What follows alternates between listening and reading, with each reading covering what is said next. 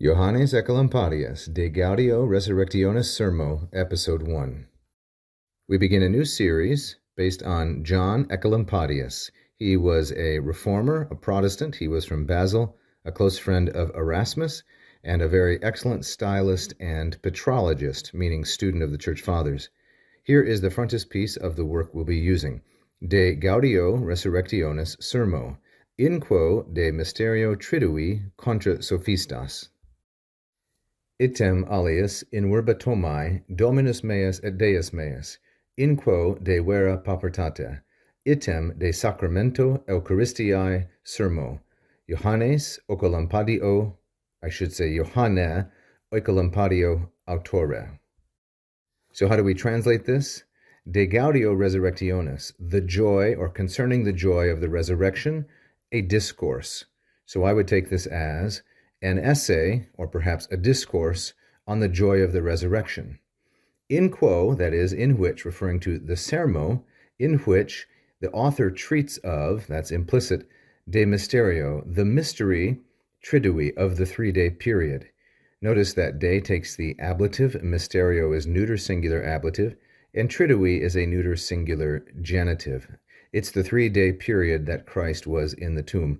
Contra sophistas, against the sophists. Sophistas is masculine plural accusative, and it is the object of the preposition contra.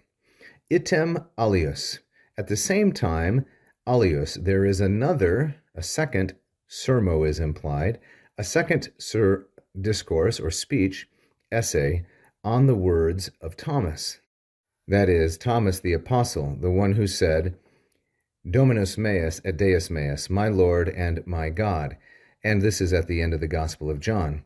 In quo, in which work, he treats on or he discusses de vera paupertate, true poverty. Similarly, item or at the same time, now this is the third work contained in this volume, likewise de sacramento, notice the little ligature, de sacramento Eucharistiae sermo. There is a discourse or an essay, a sermo, on the sacrament of the Eucharist. And then it ends with this, 3 ablatives, Johanne Oecolampadio autore. This is stating the author. John Oecolampadius is the author, and this is what's called an ablative absolute.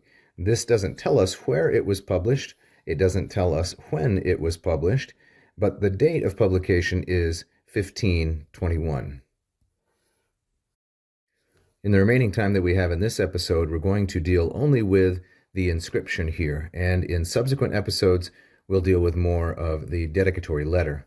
So what does this say? Johannes Oecolampadius, Sigismundo Grimio Medico Augustensi, amico suo, salutem in Christo. This is the standard way of making a dedication.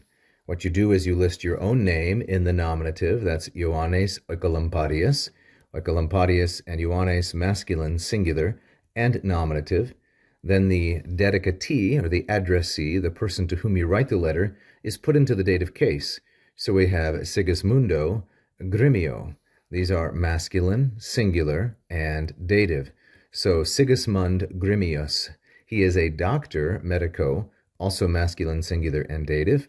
And he is a resident of Augsburg, that's Augustensi. He's a resident of Augsburg in Germany. These are all dative cases, and this is sometimes referred to as a demonym, that is an adjective that describes the person's origin or where he lives. Then there is apposition, amico suo, also masculine, singular, dative, his friend. And then finally the rest of the syntax, salutem in Christo. Now what is implicit here is the verb dicit, which means to say. So John Oecolampadius says, greetings, salutem in Christ. So if we put the whole thing together, it would sound like this. John Oecolampadius sends greetings in Christ to Sigismund Grimius, the doctor of Augsburg, and his friend. So we have the pattern nominative, dative, then we have an apposition, appositional dative, amico suo. Then we have the object, which is salutem, the prepositional phrase, in Christo, And then finally, we have the verb, which is implicit, namely dicit. And that is how one addresses a letter to a friend. This part then, which we will examine in the next episode, is what Oecolampadius says to his friend Grimius. Thank you for watching. I hope you enjoyed that free lesson. Please like and subscribe, hit the bell. You can also become a patron at patreon.com/LatinPerDiem. And if you really loved it, you can leave a tip right here as a super fan. Thank you so much.